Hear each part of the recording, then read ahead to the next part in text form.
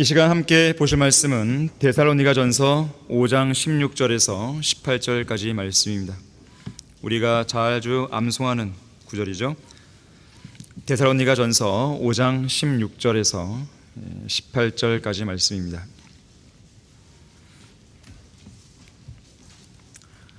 항상 기뻐하라. 쉬지 말고 기도하라. 모든 일에 감사하라. 이것은 그리스도 예수 안에서 너희에 관한 하나님의 뜻이니라.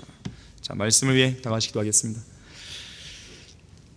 위대하신 아버지 하나님, 영과 진리로 주님을 경배할 수 있는 이 고귀한 특권을 저희들로 하여금 향유하게 해주셔서 감사드립니다. 우리는 언제든지 예수 그리스도의 보혈을 근거로 해서 주님의 은혜의 보좌 앞으로 나아갈 수 있습니다. 나아가서 주님을 찬양하고 또 감사를 드리고 또한 주님의 말씀을 듣고 또 우리는 기도로 우리의 모든 필요들을 아뢰 수 있는 것입니다. 주님과 동행할 수 있는 이 고귀한 특권, 이것을 우리가 어디에서 얻을 수 있겠습니까? 예수 그리스도의 보혈을 통해서 얻은 하나님의 은혜 속에서 우리는 누리는 것입니다. 이 시간 우리의 마음을 다시 한번 예비시켜 주십시오. 영과 진리로 드리는 이 경배가 참된 경배가 될 수 있도록 저희들의 마음을 주관해 주십시오. 우리들의 생각이 세상 한가운데서 방황하지 않게 해주시고 주님 한 분께로 또 진리의 말씀으로 잘 집약될 수 있도록 역사해 주십시오. 주 예수 그리스도 이름으로 기도했습니다. 아멘. 기초들이 무너지면 이라는 제목으로 설교하겠습니다. 기초들이 무너지면. 여기에 나오는 세 가지 사항은 아주 중요한 기초입니다. 여러분의 신앙의 기초예요. 여러분의 영적 생활의 기초입니다. 가장 기본적인 내용이죠. 이 아드 폰테스 이런 라틴어가 있어요. 아드라는 말은 이제 어디로, 영어로 본다면 to, 전치사 to고요. 폰테스는 이제 원천이란 뜻인데요. fountains, 원천. 그러니까 아드 폰테스란 말은 원천으로, 그 말이에요. 다시 말하자면 기초로 돌아가자, 그 말입니다. 이 말은 16세기 종교개혁이 일어났을 때 개혁자들이 한결같이 외쳤던 구호입니다. 배교하고 타락한 로마 카톨릭을 향해서 아드 폰테스를 외친 거예요. 기독교 신앙의 원천인 성경 말씀으로 돌아가자, 그 말입니다. 특히 마틴 루터가 외쳤던 게 있죠. 오직 믿음으로, 오직 성경으로, 오직 하나님의 은혜로. 기초예요, 기초. 믿음, 성경, 하나님의 은혜, 그리스도인의 신앙생활의 기초가 되는 것입니다. 자, 모든 일이 그렇겠지만 기초는 매우 중요합니다. 산에서 길을 잃었을 때 그런 말이 있어요. 골짜기에서 헤매지 말고 무조건 높은 곳으로 올라가라. 무조건 높은 곳으로 올라가라. 높은 곳에 올라가 서 있으면 아래쪽이 다 보이죠. 그렇게 되면 가야 할 방향과 길이 다 보인다는 거예요. 그래서 높은 곳으로 올라가라는 것은 기초로 돌아가라는 말과 일맥상통합니다. 옛날 뱃사람들은 바다에서 길을 잃었을 때 가장 먼저 북극성을 찾았다 그러죠. 이 15세기, 16세기를 보통 대항해 시대라고 그러거든요. 이 대항해 시대에 북극성은 선원들을 위한 길잡이가 되었습니다. 높이 솟은 희망의 봉우리 위에 올라서면 막혔던 길도 잘 보이고 또 어두운 밤 북쪽 하늘에 떠 있는 북극성을 찾으면 잃어버렸던 방향도 다시 찾을 수 있는 거예요. 운동하는 선수들도 슬럼프에 빠지게 되면 감독들이 항상 얘기하죠. 다시 처음부터 해. 기초로 돌아가. 기초부터 다시 시작해. 기본기부터 차곡차곡 다시 점검해서 너의 미래를 갖고 와야 돼. 1948년부터 1975년까지 27년 동안 UCLA 팀, 미국 대학 농구팀이거든요. UCLA 팀을 이끌면서 미국 대학 농구 역사상 최고의 감독으로 인정받은 존 우든이 있습니다. 존 우든은 620승 147패를 기록했어요. 620승, 경이로운 숫자입니다. 이 대기록은 아직까지도 깨지지 않고 있다고 그러죠. 우든 감독은 자신의 성공 비결에 대해서 이렇게 설명했습니다. 나는 선수들을 처음 만날 때마다 신발과 양말을 제대로 신으라고 가르칩니다. 경기를 준비할 때 가장 기초적인 일이 신발과 양말을 신는 일이기 때문입니다. 농구 선수, 축구 선수, 유명한 선수들의 이야기를 들어보면 슛 연습을 계속 하루에 몇백 개씩만 한다잖아요. 계속 같은 자리에서 반복해서. 실제 어떤 경기장에 투입되었을 때에 그냥 몸에 배어진 그 슛 동작이 나오게 되는 거예요. 그러면 슛으로 연결되는 것이죠. 그만큼 기초, 기본기를 단단히 다진 것이에요. 기본기가 탄탄하게 다져져 있어야 뛰어난 선수로 성장할 수 있습니다. 공부도 마찬가지예요. 세상 공부도 그렇지만 성경 공부도 마찬가지입니다. 여러분은 결코 어설프게 공부해서는 안 돼요. 성경의 진리의 말씀을 기초부터 탄탄하게 공부해 나가야 돼요. 어떤 특정한 주제가 있으면 그 주제를 여러분들이 확실하게 알 때까지 공부하고 정리를 해둬야 되는 것이죠. 그걸 기반으로 해서 더 나은 지식, 더 많은 지식을 하나씩 하나씩 더해 가는 거예요. 그러다 보면 여러분들이 언젠가는 성경 전반에 대한 지식을 갖추고 있는 자신의 모습을 발견하게 됩니다. 기초가 중요해요. 디모데전서 6장 19절에서는 자신들을 위하여 오는 때를 대비한 좋은 기초를 쌓도록 하라. 이는 영원한 생명을 붙들기 위함이라 그랬어요. 누가복음 6장 48절 49절에서는 하나님의 말씀을 듣고 행하는 사람을 가리켜서 땅을 깊이 파고 반석 위에 기초를 놓아 집을 지은 사람과 같아서 홍수가 나고 탕류가 그 집을 휩쓸어도 흔들지 못한다 그랬어요. 반면에 말씀을 듣고도 행하지 않는 자는 기초가 없이 땅 위에다 집을 지은 사람과 같다 그랬어요. 그래서 탕류가 휩쓸면 무너져서 집의 파괴됨이 크다고 경고해주고 있습니다. 기초가 그만큼 중요한 것인데 그 기초를 가리켜서 말씀을 듣고 행하는 것이다 라고 했어요. 여러분이 하나를 알더라도 괜찮으니까요, 작은 걸 알더라도 괜찮으니까 확실히 알고 확실히 실행으로 옮기시면 돼요. 그게 여러분의 믿음의 성장의 첫걸음입니다. 그것이 기초를 다지는 거예요. 지식은 많은데 행하는 건 아무것도 없어요. 그건 아무런 소용이 없어요. 믿음과 행함은 균형을 이루어야 됩니다. 자전거의 균형을 잡으려면 어떻게 되는지 아십니까? 안 타보셨습니까? 어린아이들한테 물어봤어요. 자전거의 균형을 잡으면 어떻게 될까? 그랬더니 손잡이를 꽉 잡으라고 어린 같은 말을 한 것이죠. 균형을 잡으려면요, 앞으로 나가야 돼요. 그냥 서 있으면 자전거가 무너집니다. 넘어집니다. 앞으로 움직여야 됩니다. 행함이 필요한 거예요. 여러분이 믿음만 있으면 안 됩니다. 앞으로 나가야 돼요. 그래야 균형 있는 신앙의 성장을 이룰 수 있는 거예요. 그게 자전거를 타는 것의 기초입니다. 기업 경영이나 주식 투자도 마찬가지예요. 성공한 기업들이요, 큰 위기를 만날 때마다 취하는 행동은 뭐냐면 항상 기본으로 돌아가는 것이었어요. 워렌 버핏 같은 뛰어난 주식 투자자들도 투자를 할 때는요, 다른 어떤 것보다도 그 회사, 내가 투자하고자 하는 그 회사의 기본적인 재무 요소를 봅니다. 그리고 그걸 바탕으로 산출된 이 회사의 기본 가치를 보는 거예요. 그 기본 가치를 토대로 해서 장기 투자를 할지 말지를 결정하는 겁니다. 기초가 튼튼해야 돼요. 식당 가면 여러분이 어떤 걸 가장 먼저 보는지 모르겠지만 그 식당이 잘 되는가 안 되는가를 알 수 있는 이 시금석은 뭐냐면 화장실을 보면 돼요. 화장실이 깨끗하면 그 식당은 잘 되는 거예요. 지저분하면 안 되는 거예요. 이건 기본이에요. 기초예요. 세계 자동차 시장 점유율 1위를 차지했던, 지금은 모르겠습니다, 일본의 도요타 자동차는요, 2009년에서 2010년 사이에 1000만 대 이상의 대량 리콜 사태가 발생했어요. 창업 이래 최대 위기였습니다. 당시에 위기를 잘 극복할 수 있었던 것은 기본으로 돌아갔기 때문이라고 합니다. 이 리콜 사태의 가장 큰 원인이 뭐였냐면 급발진이었어요. 자동차가 급발진하는 거예요. 그래서 급발진 문제만 해결한 게 아니고요, 아예 원점부터 자동차의 품질과 기술을 원점부터 재검토하고 보완했다고 그래요. 그리고 3년 뒤에 도요타는 다시 세계 정상에 설 수 있었습니다. 간호사들도 나이팅게일 선서를 하죠. 간호사들에게는 이 나이팅게일 선서가 그들의 기본이자 그들의 초심이자 그들의 헌법인 거예요. 그들의 기초인 겁니다. 아무리 이 의료 현장에서 힘들고 지쳐도 그들은 나이팅게일 선서를 기억하면서 다시 초심으로 돌아가는 것이죠. 자, 그런가 하면 시편 11편 3절에서는요, 기초들이 무너지면 의인이 무엇을 할 수 있으랴 그랬어요. 할 수 없다는 거예요. 기초가 무너지면 해도 아무런 의미가 없다는 거예요. 결실 없습니다. 금방 무너지는 것이죠. 이 시대의 의인은 누굽니까?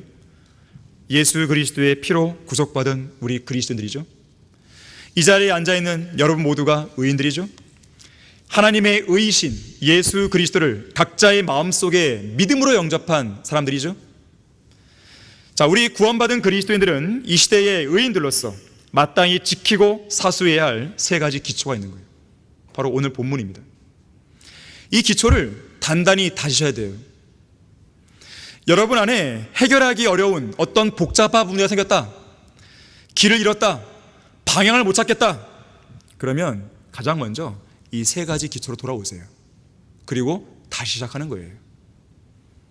이러한 기초들이 무너지면 우리들의 설 자리는 사라집니다. 할 수 있는 것들도 없어요. 길을 잃고 방향 감각을 상실하게 되는 거예요. 자, 기초로 돌아가라. 첫 번째로, 항상 기뻐하는 성도가 되십시오. 기쁨은 이 본문 그대로 명령이에요. 항상 기뻐하라. 명령이에요. 단순한 권면이 아닙니다. 명령이에요. 명령은 우리 입장으로 본다면 뭡니까? 의무입니다. 의무. 여러분, 기뻐하셔야 돼요. 의무감이 있는 것이죠. 기뻐하라는 명령이 성경에는 자주 나옵니다. 시편 33편 1절에서요, 오 너희 의인들아 주 안에서 기뻐하라. 찬양은 정직한 사람에게 합당한 것이더라. 성경에서 기뻐하라는 명령과 찬양은 함께 움직입니다. 기뻐하는 성도가 찬양할 수 있는 거예요. 시편 68편 4절에서도요, 하나님께 노래하라. 그의 이름을 찬송하라. 그의 이름 야로 인하여 하늘들을 타고 달리시는 그를 칭송하며 그분 앞에서 기뻐하라. 내가 주님 앞에서 기뻐한다면 주님을 찬양하는 겁니다. 하나님을 향한 찬양, 주님을 향한 찬송, 주님을 향한 노래에는 주님을 향한 기쁨도 항상 함께하기 마련이죠. 대표적인 사례가 출애굽기 15장에 나오는 거예요. 당시에 하나님께서는 홍해를 가르셔서 이스라엘 백성으로 하여금 마른 땅으로 가게 하셨죠. 반면에 이스라엘 백성들을 추격해서 따라 들어왔던 그 파라오와 그의 군대는 바다 물속에 수장시켰죠. 그 위대한 일이 일어났을 때 사람들은 어떻게 반응했습니까? 하나님의 위대하신 역사 앞에서 기쁨과 환희에 벅차서 전율하듯이 기뻐하며 찬양했고, 출애굽기 15장에서 노래를 부른 거예요. 특히 미리암과 여인들은 기뻐 뛰면서 춤을 췄죠. 다윗도 어떻게 했습니까? 언약궤가 들어왔을 때 언약궤 앞에서, 자, 언약궤는 하나님의 임재를 상징하죠. 주님의 임재 앞에서 기쁨에 겨워 온 힘을 다해 춤을 췄죠. 이처럼 극적인 상황이 우리 앞에 벌어진다면 우리 역시 기뻐서 펄쩍펄쩍 뛸 것이에요. 빌리 브레이는 자기가 구원받았다는 사실이 너무 기뻐갖고 막 방아에서 막 뛰어다니잖아요. 우리나라 사람들은 너무나 얌전해서 아무리 기뻐도 잘 뛰지는 않죠. 스코틀랜드의 토마스 찰머스 목사는 영원한 생명을 위한 실질적인 준비는 하나님을 찬양하는 데서 그 큰 기쁨을 얻는 것이다 그랬어요. 우리가 저 영원 시대에 가서 뭘 할까요? 가장 대표적인 것은 주님을 섬기고 주님을 경배하고 주님을 찬양하는 거 아니겠습니까? 찬양하는 그 자리에서 우리가 울상을 짓고 있겠습니까? 그렇지 않잖아요. 내가 왜 하늘에 왔을까? 이러고 있을까요? 그렇지 않잖아요. 너무나 기뻐서 감격에 겨워 찬양하는 것이죠. 주체할 수 있는 그 기쁨에.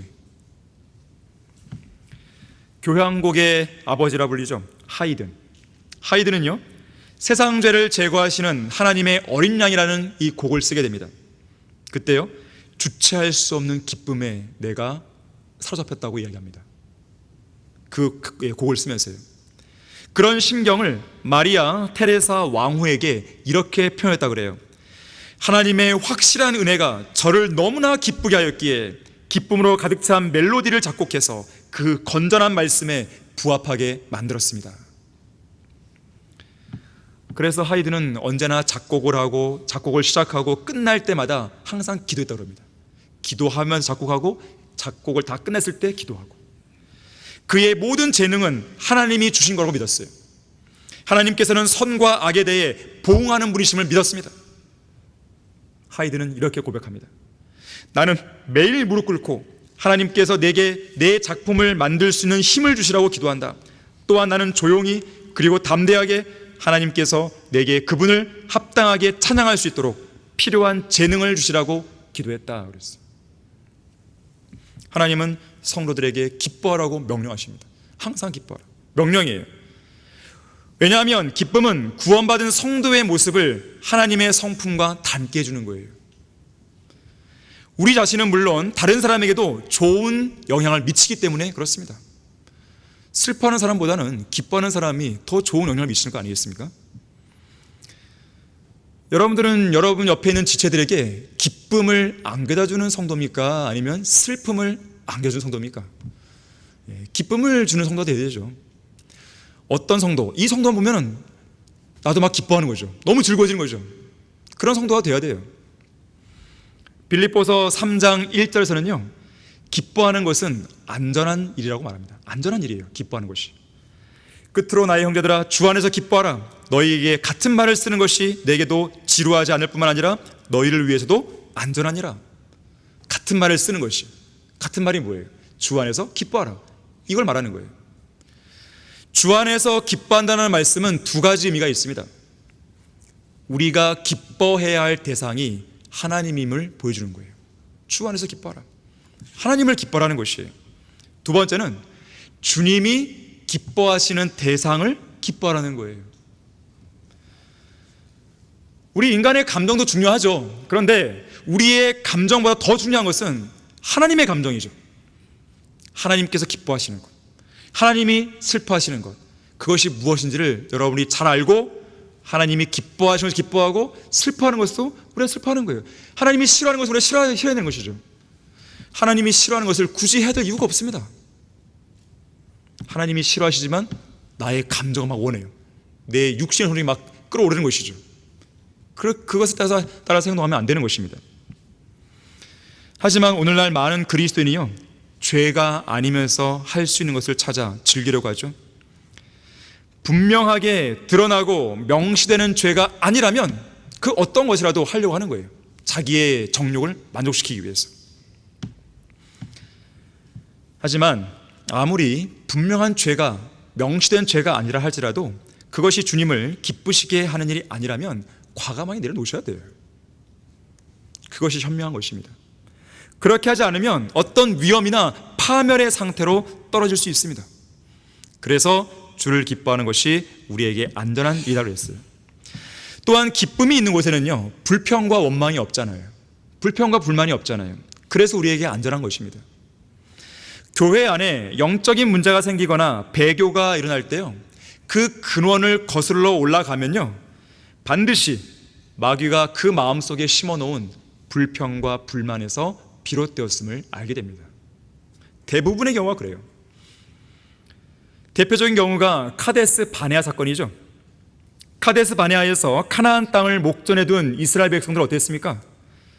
10명의 잘못된 정탐꾼들의 보고에 백성들이 귀를 내어줬죠. 결국 하나님을 기뻐하지 못했고 불평했고, 결국에는 여호수아와 칼렙을 제외한 20세 이상의 모든 회중이 40년간 광야에서 방황하다가 멸망하고 말았죠. 자, 믿음이 없는 불평과 불만은 한 개인은 물론 민족 전체의 위기를 초래하기도 하는 것입니다. 특히 기쁨은 그 기쁨을 소유한 사람의 마음과 오감을 자극합니다.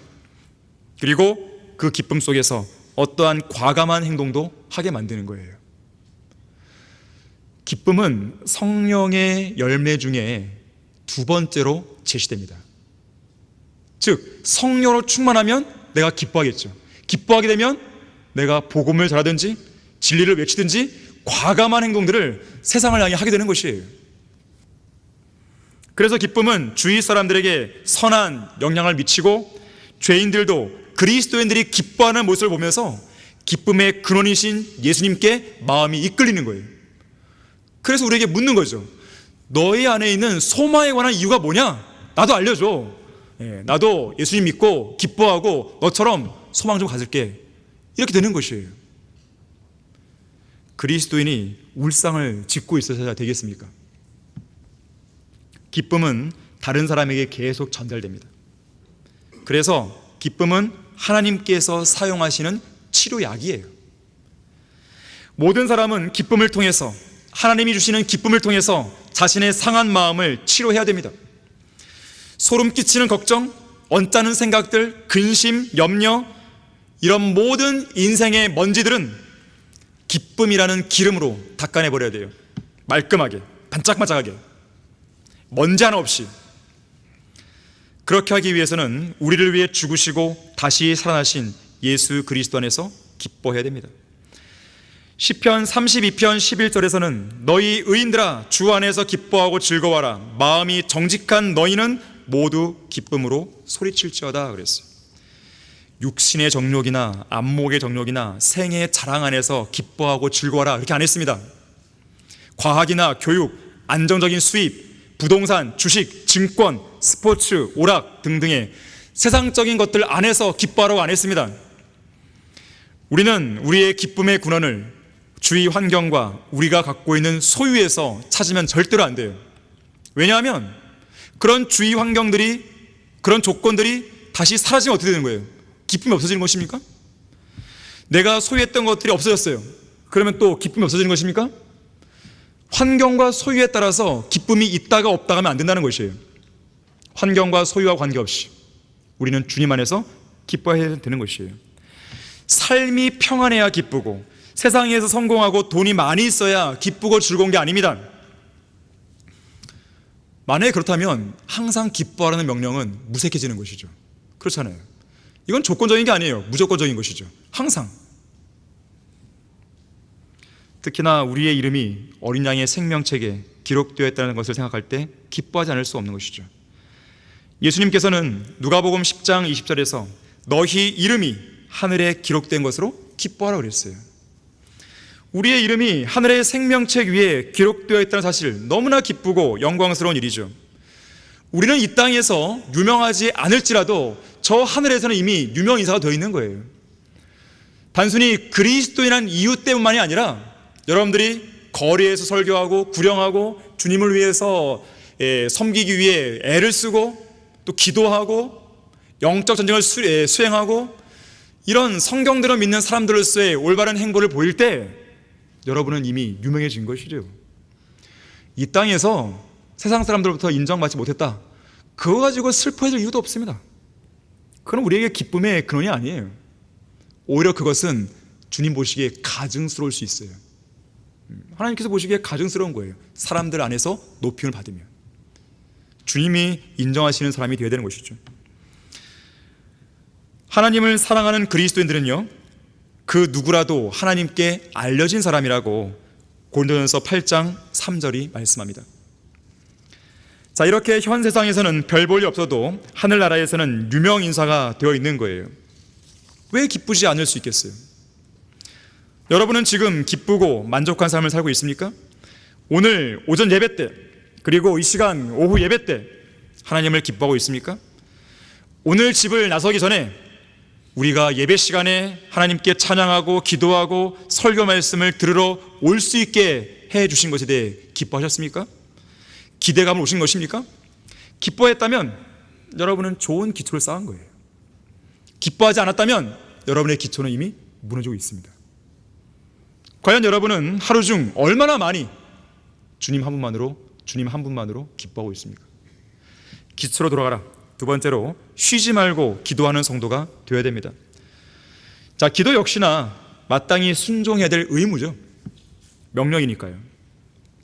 쉬지 않고 기도하는 성도는 절대 실패하지 않습니다. 여러분이 인생의 성공 요소 중에 하나로서 쉬지 않고 기도하는 것, 쉬지 말고 기도하는 것, 이것을 꼽으셔야 돼요. 기도에 꾸준히 진력하는 성도를 이길 수 있는 것은 없습니다. 확신을 가셔야 돼요. 오늘날 많은 그리스도인이 왜 그렇게 자주 실패하는 걸까요? 기도하지 않기 때문에 그런 거예요. 너무나 당연한 것이에요. 이 기초적인 것을 소홀히 하고 있으니 어떻게 성공을 기대할 수 있겠습니까? 많은 하나님의 일꾼들이 그렇게 낙심하고 상심하고 주저하는 이유가 뭘까요? 기도를 하지 않기 때문에 그래요. 그것도 많이 하지 않기 때문에 그런 것이죠. 교회 내 성도들이 주님을 향한 열정으로 활활 타오르지 않는 이유가 무엇일까요? 참된 기도를 드리지 못하기 때문에 그런 거예요. 왜 이 자리에 앉아있는 성도들 중에는 눈빛이 흐리멍덩하고 열정과 활기가 죽어있는 그런 성도들이 있을까요? 가장 큰 원인은 기도의 실패입니다. 기도의 실패예요. 이 땅에서 구원받은 성도들이 누릴 수 있는 커다란 복이 뭡니까? 위대한 특권이 뭡니까? 어느 때나 신뢰할 수 있는, 우리가 기도할 수 있는, 하나님의 은혜의 보좌로 나아갈 수 있는 바로 그 하나님께서 우리 곁에뿐만 아니죠, 우리 안에 항상 계신다는 것이죠. 그래서 우리는 단 한 사람의 예외도 없이 하나님의 은혜를 끊임없이 공급받기 위해서 은혜의 보좌 앞으로 나가고 또 나가야 돼요. 여러분 이 시간에 나온 거잖아요. 나왔단 말이에요. 이 시간뿐만 아니라 여러분의 집에서, 또 여러분의 직장에서, 길거리에서 여러분이 무엇 하든지 간에 계속해서 영과 진리로 주님께 다가서야 되는 것이에요. 기도로 다가서야 돼요. 이 기도할 수 있는 자유와 특권을 우리가 마음대로 누릴 수 있다는 그 사실에 대해서 여러분은 감사할 수 있어야 됩니다. 인간이 만든 다른 종교에는요, 기도할 수 있는 자유조차 없는 곳이 있어요. 대부분인데요, 힌두교에서는 브라만 계급에 속한 사람들만 기도할 수 있습니다. 아무리 자기가 재산이 많은 상인이라 할지라도 브라만 계급에 속해 있지 않다면 기도할 수 없어요. 기도하려면 브라만 계급에 속한 누군가에게 부탁해야 돼요. 모슬렘은요, 모든 언어로 기도할 수 없습니다. 아라비아어 몇 구절을 배워야 기도할 수 있어요. 그들이 신성하다고 믿는 언어, 이 아라비아어로 기도해야 그들이 섬기는 신이 기도를 들은다고 생각하는 것이죠. 하지만 우리 그리스도인들이 드리는 기도에는 하나님과의 관계 속에서 그런 계급의 제한이나 언어의 제한이 없죠. 목사만 기도할 수 있다, 집사만 기도할 수 있다, 성경교사만 기도할 수 있다, 기초성경 공부를 16주 이수한 사람만 기도할 수 있다, 그런 거 없잖아요.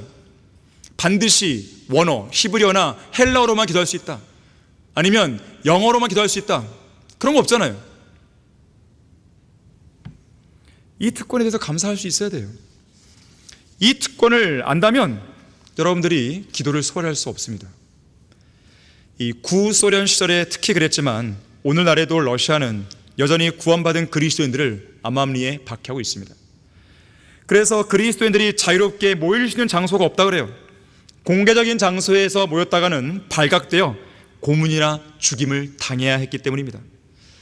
그래서 러시아의 성도들은 이 점 조직으로 해갖고 모스크바 외곽이나 주로 숲속 깊은 데서 모임을 가져요. 한 번은 이성호 목사님과 이제 친구분인 레이 레드만이라고 하는 선교사가 있었습니다. 이 선교사가 러시아에 직접 가본 적이 있는데 눈이 무릎까지 차는 깊은 숲속에서요, 사람들이 하나님의 말씀을 듣기 위해 3시간 동안 서 있었다 그래요. 상상이 가십니까? 그런데 그들은 말씀에 너무나 갈급해서 그 3시간도 부족했다 그래요. 더 들려주세요, 더 들려주세요. 날씨가 좀 춥습니다. 영하 날씨입니다. 눈도 많이 왔고 눈이 무릎까지 찼습니다. 다리가 얼 수 있어요. 아닙니다. 그래도 우리는 들어야 되겠습니다. 우리는 말씀을 들어야 됩니다. 이 시간이 아니고서는 들을 기회가 없습니다. 제발 더 들려주세요. 오늘이 밤을 새도 더 들려주세요. 자, 그런 사람들에 비하면 얼마나 우리는 편하네요. 시원하고 쾌적한 장소에서, 그것도 서서가 아니라 앉아서, 졸고 있으면 안 되겠죠. 앉아서 열심히 들어야죠. 열심히. 특권이에요. 예배, 기도.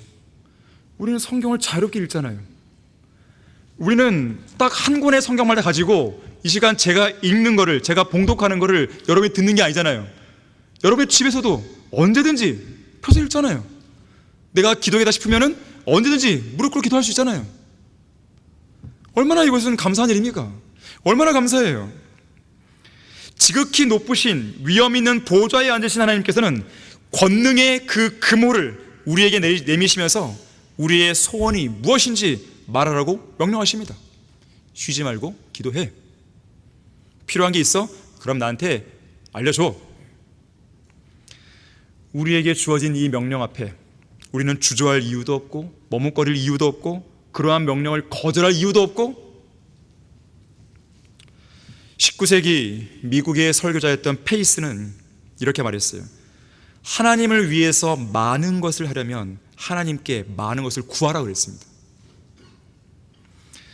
우리는 기도의 사람이 되어야 돼요. 고든이라는 목사는 이렇게 말했습니다. 기도한 후에는 기도하는 것보다 더 큰 일을 할 수 있다. 기도가 시작이에요. 위대한 일의 시작입니다. 반면에 기도하기 전까지는 기도하는 것보다 더 큰 일을 결단코 할 수 없다 그랬어요. 기도가 시작이에요. 기도를 시작했을 때 위대한 일의 첫걸음이 한 발짝 내딛어지는 것이죠. 사탄은 우리가 기도를 게을리하도록 꼬드기고 있습니다. 우리가 기도할 수 없는 환경을 계속 제공해요.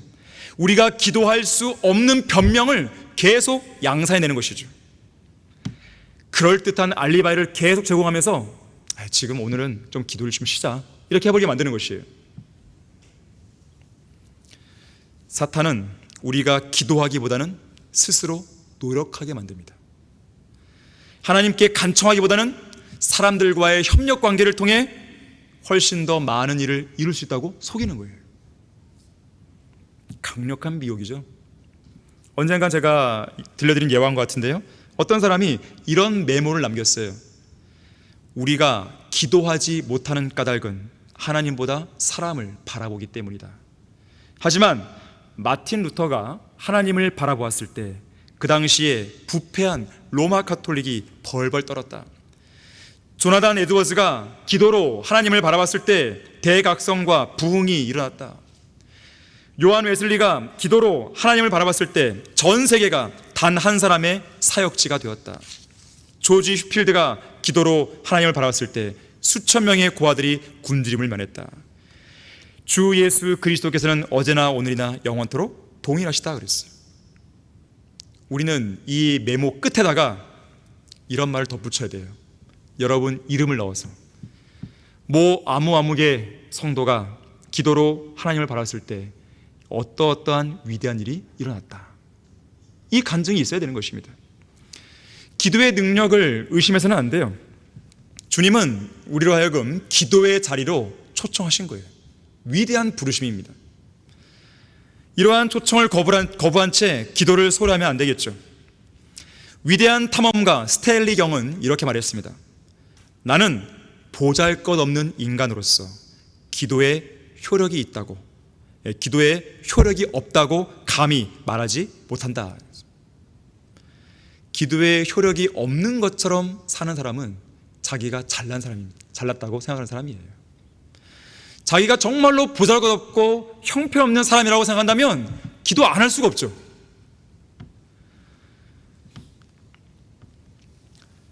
이 스탠리는 이렇게 말합니다. 하나님 앞에 문제를 내려놓은 사람은 기도하던 무릎을 펴고 일어날 때 풍성한 만족감과 평안함으로 기도가 응답되었다는 것을 알 수 있을 것이다. 나는 기도가 응답된다는 확실한 증거를 갖고 있다 그랬어요. 자, 여러분 어떠세요? 갖고 계세요? 갖고 있어야 되는 것이죠. 여러분에게 기도가 응답된다는 그런 확실한 간증이 있어야 되는 것이에요. 우리가 하늘나라에 올라가면요, 우리가 이루어지지 않았다고 생각했던 수많은 기도 제목들이 응답되었다는 사실을 발견하고는 깜짝 놀랄 것입니다. 아니, 이것도 응답되었네? 라고 하는 것이죠. 우리의 기도가 믿음의 기도이고 주님의 뜻 안에서 드린 기도이고 진실한 기도라면 응답될 리가 없잖아요. 저는 지금 상식적인 얘기를 하는 것이에요. 어떤 경우에도 기도 응답의 약속에 관한 한 하나님을 추워도 의심하면 안 됩니다. 한 번은 D.L. 무디가 어떤 모임에 참석했는데 어떤 남자가 저 건너편에 있는 사람을 가리키면서요, 이렇게 말했습니다. 무디 목사님, 저기 저쪽에 있는 사람 보이시죠? 저 사람은 하나님의 존재를 믿지도 않는 불신자 클럽의 리더입니다. 그래서 무디는 그 불신자에게 복음을 전하기 위해서 옆으로 다가가서 앉았습니다. 그런데 이 불신자 클럽의 리더가요, 무디에게 이렇게 비아냥댔어요. 무디 양반, 당신은 여기 모임에 참석한 사람들을 꽤 오랫동안 속여왔더군요. 마치 당신의 기도가 정말로 응답되는 것이냐 믿게 하면서 말이에요. 과연 그런 게 저에게도 통할까요? 그래서 무디는 바로 그 자리에서요, 그 사람이 보는 앞에서 주님께 진지하게 공개적인 기도를 드렸습니다. 그리고 무디가 자리에서 일어났을 때 이 사람이 빈정대면서 말합니다. 거봐요, 당신이 기도한들 아무런 변화가 없잖아요. 당신의 기도는 거짓말입니다. 하나님께서는 존재하지도 않고 당신의 기도를 응답해 주신다는 말은 순전히 거짓말이죠. 그러자 무디가 이렇게 응수했어요. 정말 그럴까요? 조만간 당신이 예수 그리스도를 믿고 회심하게 될지 당신이 어떻게 장담할 수 있죠? 그리고 얼마 후 무디는 한 친구로부터 편지 한 통을 받습니다. 그 안에는 바로 그 불신자 클럽의 리더가 회심했다는 내용이었고, 그가 이끄는 모임에서 하나님의 사역에 동참하고 있다는 내용이 담겨져 있었어요. 자, 기초로 돌아가라. 세 번째로, 모든 일에 감사하는 성도가 되어야 됩니다. 자, 감사 역시나 의무가 되는 것이죠. 모든 일에 감사하라, 명령이에요. 의무입니다. 시편 107편 22절에서는 감사의 희생제를 드리며 기쁨으로 그의 행사들을 선포하게 하라 그랬습니다. 기쁨과 찬양은 하나의 짝이듯이 기쁨과 감사도 하나의 짝인 거죠. 슬퍼하면서 감사하는 사람이 어디 있겠어요? 기뻐하니까 감사하는 것이죠. 생각해 보십시오. 우리가 받은 구원, 영원한 생명, 하나님의 아들됨, 바른 성경, 성경대로 믿는 교회, 내가 지금 갖고 있는 건강, 집, 재산, 조성된 환경, 함께하고 있는 가족들, 함께 경배하고 섬기는 성도들, 읽고 쓰고 말하고 사고할 수 있는 능력들, 자, 모든 것들이 하나님의 은혜와 자비로 주어진 것들이에요. 이 모든 것들 하나하나로 인해서 우리는 주님께 감사하고 영광을 돌려야 되는 것입니다. 고린도후서 4장 15절에서는 모든 것이 너희를 위함은 많은 사람의 감사를 통해 풍성한 은혜가 하나님의 영광에 넘치게 하려는 것이라 그랬어요. 자, 풍성한 은혜가 하나님의 영광에 넘치게 하려면 감사가 필요한 거예요. 여러분들의 감사가 필요한 것이죠. 막연하게 감사하지 마세요. 정말로 무엇이 구체적으로 감사하다고 열거하면서 이야기해야 됩니다. 오늘날 배교한 이 교회 시대에는 감사할 줄 모르는 육신적인 그리스도인들이 너무나 많습니다. 자기에게 무언가가 없으면 없는 대로 불평하고, 무언가가 있으면 마치 당연히 받아야 할 것처럼 감사할 줄 모르는 것이죠. 무언가가 없으면 왜 하나님께서는 나에게 그런 은혜를 안 주냐고 불만을 토로하고, 무언가가 있으면 그런 것은 남들도 다 있고 하나님의 자녀라면 누구나 그 정도는 갖고 있는 거 아니냐면서 당연시해버리죠. 한 대 때려주고 싶은 마음이 드는 것이죠. 남아메리카 멕시코의 어떤 마을에요, 온천과 냉천이 나란히 함께 솟아나는 신기한 곳이 있다고 합니다. 한쪽에서는 부글부글 끓는 온천이 땅에 솟아오르고 그 옆에는 얼음물처럼 차가운 냉천이 솟아오른다 그래요. 그래서 그 동네 여인들은요, 빨래를 가지고 와서 온천에서 빨래를 삶고 냉천에서 헹궈가지고 깨끗한 옷을 집으로 가져다 그럽니다. 그 모습을 본 한 외국인 관광객이 자기를 안내하는 멕시코인 가이드에게 이렇게 물었어요. 이곳의 여인들은 참 좋겠습니다. 왜요? 찬물과 더운 물을 값없이 마음대로 자유자재로 쓸 수 있으니까요. 이곳 사람들은 온천과 냉천을 주신 하나님께 드리는 그러한 감사가 마음속에 넘쳐날 것 같은데요. 그랬더니 이 멕시코 가이드가 이렇게 말합니다. 멕시코인 가이드가, 천만에요, 그렇지 않습니다. 이곳의 여인들은 감사하기보다는 불평이 많습니다. 아니, 이유가 뭐죠? 그야 뜨거운 물과 찬물만 나오고 정작 비눗물은 안 나오니까요. 찰스 스펄전은 이렇게 말했습니다. 하나님께서는 촛불을 보고 감사하는 자에게 전등불을 주시고 전등불을 보고 감사하는 자에게 달빛을 주시며 달빛을 보고 감사하는 자에게는 햇빛을 마련해 주신다. 그리고 햇빛을 보고 감사하는 자에게는 하늘나라에서 향유할 수 있는 풍성한 기쁨과 밝은 빛을 허락해 주신다 그랬어요. 에베소서 1장 3절에서요, 그리스도 안에서 천상에 있는 모든 영적인 복으로 우리에게 복을 주셨다고 하나님은 말씀하십니다. 복을 주실 것이다가 아니에요. 복을 주신 거예요. 이미 그리스도 안에서 우리는 주님으로부터 이미 많은 걸 받은 사람들이에요. 지금 뭐 돈을 말하는 게 아닙니다. 집을 말하는 게 아니에요. 무슨 땅을 말하는 게 아니에요. 물질적인 것들을 말하는 것도 아닙니다. 천상에 있는 모든 영적인 복들이에요. 영적이라고 해서 실제적이지 않은 것들은 단 한 가지도 없습니다. 영적이지만 실제적인 것이에요. 눈에 보이지 않지만 실제적인 것들입니다. 이러한 복들은 물질적인 그 어떤 것과도 바꿀 수 없는 영원하고 실제적인 것들인 거예요. 예를 들면 예수 그리스도 안에서 보혈을 통해 구속받았죠. 하나님께서 계획하신 신비들을 알게 해주셨죠. 예수님 안에서 영적인 유업을 받았죠. 그 유업의 보증을 위해서 성령의 인치심을 받았죠. 예수 그리스도를 통해 하나님의 자녀로 입양되었죠. 우리의 생애에서 모든 일이 합력하여 선을 이루게 하셨죠. 우리를 아들의 형상과 일치하게 하려고 예정하셨죠. 하나님께서는 항상 우리를 위하시는 분이시죠. 성도의 유업의 동참자가 되게 하셨죠. 하나님의 본성의 동참자가 되게 하셨죠. 흑암의 권세로부터 구하셔서 하나님의 사랑하는 아들의 나라로 옮겨셨죠. 지금 말씀드린 내용은요, 에베소서 1장이라든지 베드로후서 1장, 골로새서 1장, 그리고 로마서 8장, 이 장을, 이 네 개의 장을 한번 읽어보세요. 묵상해 보시면 우리에게 주어진 영적인 복들이 얼마나 풍성한지를 알게 됩니다. 그뿐만이 아니죠. 우리에게는 바른 성경이 있죠. 원한다면 얼마든지 성경을 공부할 수 있는 환경이 열려 있죠. 무엇을 더 말해야 되겠습니까? 오늘 오전에 우리가 부르던 찬송 중에 너희가 가진 복을 세어보셔야죠. 영적인 복이 무엇인지 오늘 한번 집에 가셔서 한번 기록해 보세요. 생각나지 않으면 아까 제가 불러드렸던 에베소서 1장, 골로새서 1장, 베드로서 1장, 로마서 8장, 이 네 개의 장을 꼭 보십시오. 다른 데도 많이 있는데 거기에 많이 몰려 있어요.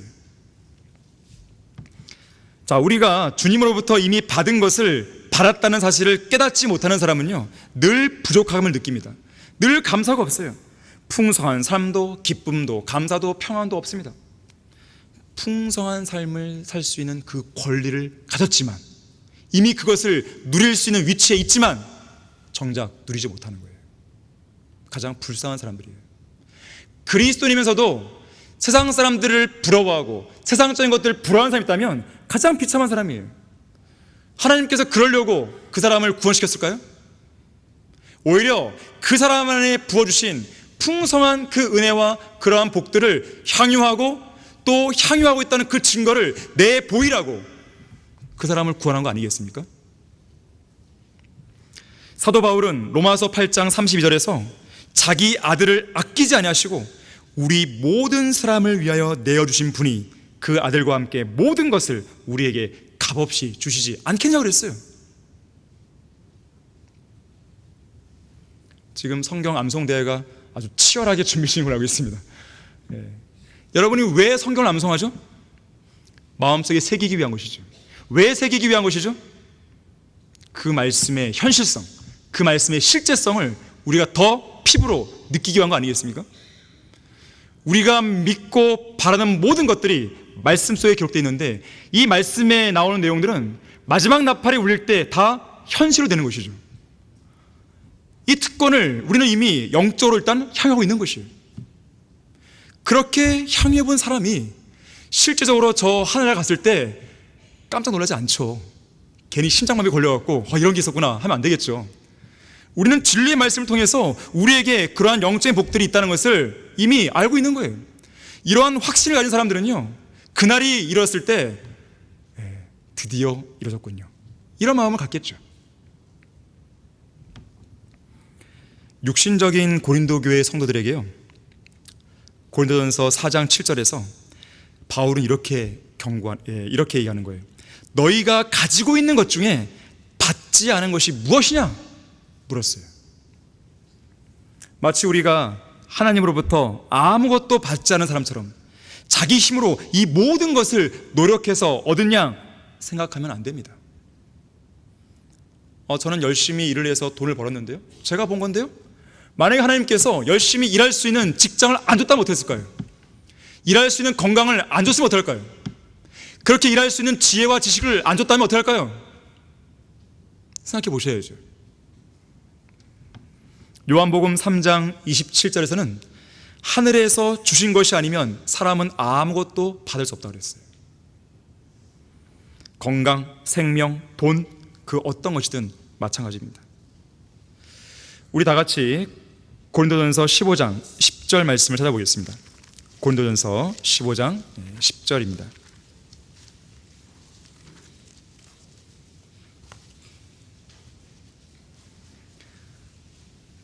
저는 이 말씀이, 15장 10절 말씀이 여러분 모두의 진솔한 고백이 되길 바라는 거예요. 매일 매순간, 그리고 우리가 주님 앞에 섰을 때 역시 마찬가지예요. 그러나 하나님의 은혜로 지금의 내가 되었고, 내 힘으로 된 게 아니에요. 내가 잘나서 그렇게 된 게 아닙니다. 하나님의 은혜로 지금의 내가 되었고, 또 내게 주신 그분의 은혜가 헛되지 아니하여 그들 모두보다 내가 더 많이 수고하였으나 그것은 내가 아니요 나와 함께 하신 하나님의 은혜로다. 내가 수고한 그 행위조차도 내가 한 게 아니라는 거예요. 하나님의 은혜로 이루어졌다라고 이야기하는 것입니다. 오늘의 내가 있기까지, 죄인이었던 우리가 구원받고 진리를 깨달아서 성경대로 믿는 사람이 되기까지, 또한 장차 휴거되어서 셋째 하늘에서 주님 앞에 서게 될 때까지 주님의 은혜가 한시라도 우리와 함께하지 않았던 때는 없었습니다. 앞으로도 마찬가지예요. 그래서 우리는 감사할 수 있는 거죠. 하지만 감사를 모르는 사람들의 눈에는 이미 받은 복이나 이미 가지고 있는 것들이 전혀 안 보입니다. 오직 그들의 눈에는 자기가 지금 소유하지 않은 것들만 보이는 거예요. 왜 저 형제는 있는데 왜 저에게는 없습니까? 왜 저 자매는 갖고 있는데 저는 왜 안 주시는 겁니까? 이런 것만 이야기하는 거예요. 뭐가 문제일까요? 탐심이에요. 탐심. 탐심을 다른 말로 하면요, 감사하지 않는 거예요. 또는 만족하지 않는 거죠. 반대로 말하면 내가 감사하고 만족하면 탐심은 사라집니다. 믿음이 있는 사람과 믿음이 없는 사람의 차이가 뭔지 아십니까? 믿음이 있는 사람은 현재 자기가 가진 것에 감사하고 만족해요. 또한 불가능한 현실에 대해서 불평하지 않습니다. 오히려 하나님의 약속을 주장하는 가운데 그 현실을 극복해 나가는 것이죠. 하지만 믿음이 없는 사람은요, 계속해서 자기가 처한 상황이 좋든지 나쁘든지 계속해서 징징대고 불평불만만 하는 것이죠. 찰스 스펄전이 40세 이후부터 관절염의 일종인 통풍 때문에 몹시 시달린 적이 있다고 합니다. 그 당시는 지금처럼 아스피린이나 마취제가 보편화된 시대가 아니잖아요. 그래서 통풍 증세가 나타나면 그 통증을 고스란히 참고 견뎌야 했다 그래요. 한 번은 너무나 통증이 심해서요, 몸을 전혀 움직이지 못해서 고통을 집에서 겪고 있을 때가 있었어요. 한 신실한 성도가 스펄전 목사를 찾아옵니다. 그리고 물었어요. 목사님, 통풍으로 몹시 아픈 이 순간에도 하나님께 감사할 수 있습니까? 스펄전은 말합니다. 네, 감사하려고 애를 쓰고 있습니다. 그러나 이 병이 완전히 나았을 때야 비로소 저는 하나님 앞에 진정으로 감사드릴 수 있을 것 같습니다. 그러자 이 성도가 조용하지만 아주 차분하고 권위 있는 목소리로 스펄전 목사에게 권면했다 그래요. 목사님, 지금 몸이 아픈 순간이라도 주님 앞에 감사할 수 있어야 합니다. 오히려 그 아픈 것을 가지고 하나님께 감사해 보십시오. 성경은 모든 일에 감사하라고 하지 않았습니까? 그렇게 감사하다 보면 주님께서 분명히 그 병을 고쳐주실 것입니다. 이 말에 스펄전은 자신이 모든 일에 감사하지 못했던 것을 깨달았고 하나님 앞에 회개했다는 그런 일화가 있습니다. 결론을 맺겠습니다. 성경은 온 우주에서 단 한 번도 실패하신 적이 없고 또 앞으로도 절대로 실패하시지 않을 한 분을 소개하고 있는데 바로 전능하신 하나님이시죠. 여호수아 23장 14절에서는 주 너희 하나님께서 너희에 관하여 말씀하신 모든 선한 일이 하나도 실패 없이 너희에게 다 이루어지고 하나도 실패하지 아니하였음이라고 말씀합니다. 스파냐 3장 5절에서도 의로우신 주님께서는 실패가 없으신 분이라고 말하고 있어요. 세상의 모든 일에는 항상 성공과 실패가 교차하고 있지만 하나님의 일에는 어떤 실패도 존재하지 않습니다. 하나님은 완벽한 분이세요. 그분의 전능하심도 완벽하고 전지하심도 완벽하고 그분께서 행하시는 모든 역사도 완벽하고 하나님의 섭리적인 역사는 매우 놀랍도록 완벽한 것이죠. 인간의 안목으로 볼 때는 실패한 것처럼 보이는 일들도 하나님께서 보실 때는 성공이에요. 분명히 인간적인 안목에서는 쇠자랑어 같이 보이지만 종국에는 융성하게 되는 것이고 불행한 것처럼 보이지만 결과적으로는 가장 행복한 일이 되는 것이죠. 하나님은 실수하지 않습니다. 절대로 실패가 없어요. 그래서 실패가 없으신 하나님 안에 있으면, 하나님의 뜻 안에 있으면 절대적으로 안전하고 궁극적인 성공이 보장되는 것이에요. 전혀 실패가 없으신 하나님과 동행하고 하나님의 뜻을 따르게 되면 절대로 실패하지 않는 인생을 살 수 있는 것이죠. 자, 그러한 능력을 갖고 계신 주님께서 오늘 본문에서 항상 기뻐하라, 쉬지 말고 기도하라, 모든 일에 감사하라고 명령하시는 거예요. 성경은 단순하게 기뻐하라, 기도하라, 감사하라 이렇게 안 했어요. 항상 기뻐하라, 쉬지 말고 기도하라, 모든 일에 감사하라 그랬어요. 이것이 바로 성도들의 실패를 결코 원하시지 않는 하나님의 뜻이자 명령입니다. 잦은 실패를 막고 영속적인 성공을 위한 비결인 것이죠. 인생의 위기를 맞았다고 해서 흔들리지 마십시오. 세상 사람들로부터, 세상 직장 동료로부터, 세상 대학 친구들로부터 따돌림을 당했다고 낙담하지 마십시오. 가정 형편이 어렵다고 위축되지 마십시오. 돈을 잘 못 번다고 인생을 포기하지 마십시오. 가족 안에 누군가가 큰 질병에 걸렸다고 해서 흔들리지 마세요. 죄와 육신의 정욕과 마귀와의 치열한 영적 전쟁을 치르고 있다 해도 견디고 또 견뎌야 되는 것이에요. 강한 바람이 불어온다고 항상 나무가 부러지나요? 강한 풍랑이 일어난다고 해서 항상 배가 파손하나요? 그렇지 않잖아요. 바람을 견디는 나무가 있어요. 풍랑을 견디는 배들이 있는 것이죠. 어떤 상황에서도 기쁨을 잃지 말아야 돼요. 기도할 수 있는데 왜 힘들어하고 낙심합니까? 소망 가운데 감사하고 또 감사해야 되는 것이죠. 실수도 실패도 전혀 없으신 바로 그 주님께서 항상 우리와 함께 한다는 사실을 확신하고 오늘도 내일도 담대하게 일어나서 힘차게 전진하는 여러분 되시길 바라겠습니다. 자, 기도하겠습니다. 감사하신 아버지 하나님, 오늘도 두 번의 예배와 두 번의 설교를 통해서 또 오전 성역 공부를 통해서 우리에게 많은 것들을 일깨워 주셔서 감사합니다. 우리가 늘 항상 기뻐하고 쉬지 말고 기도하고 모든 일에 감사라는 하나님의 이 귀한 뜻과 명령을 온전히 수행할 수 있도록 도와주십시오. 이 세 가지 기초를 실행하는 성도들에게는 실패가 없습니다. 그러한 성도들에게는 실족함도 없습니다. 그러한 성도들에게는 오히려 기초가 더 단단히 다져져서 주님을 위해서 더 많은 일들을 할 수 있는 것입니다. 주님의 역량 있는 그런 일꾼들이 될 수 있는 것입니다.